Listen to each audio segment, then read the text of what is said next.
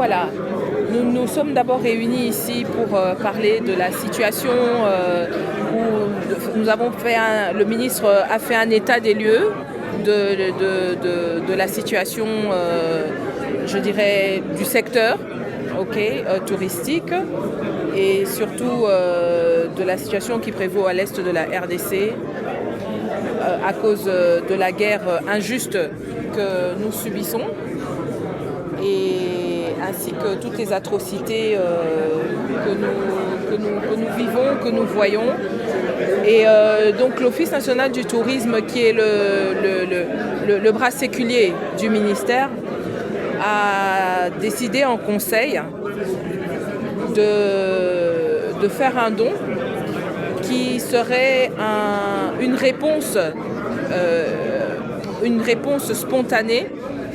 au cri qu'a lancé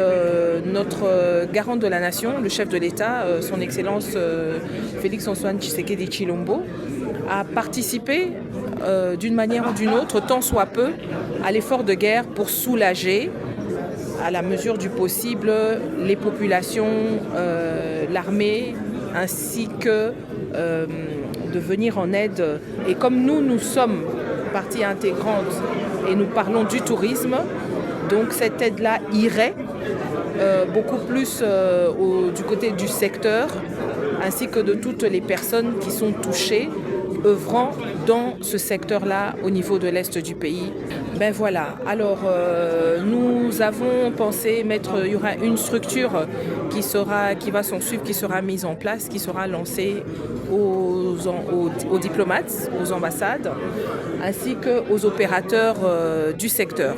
qui sont très nombreux et qui, d'une manière ou d'une autre, bénéficient quand même de ce don béni qu'est la RDC. Et il est très important aujourd'hui que le Congolais se rende compte de la gravité, de l'immensité de la situation que nous vivons et de faire un geste humanitaire et patriotique, parce que j'aimerais soulever ici que cette guerre n'est pas qu'une guerre de minerais, n'est pas qu'une guerre de positionnement, n'est pas qu'une guerre politique, mais aussi une guerre touristique, parce que c'est tout notre système écologique et c'est notre biodiversité qui en pâtit, et les animaux qui s'enfuient, la faune qui est détruite, et tous ces déplacements-là ont des effets nocifs et très négatifs sur notre écosystème, notre biodiversité, ainsi que sur notre environnement. Et donc,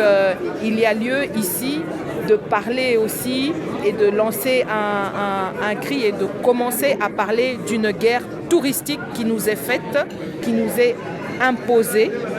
pour des raisons que tout le monde connaît, car nous avons un pays tellement riche, des animaux d'espèces et de races endémiques qu'on ne trouve nulle part ailleurs au monde, plusieurs espèces qui aujourd'hui peuvent être appelées à disparaître. Et tout cela est dû à cette guerre-là.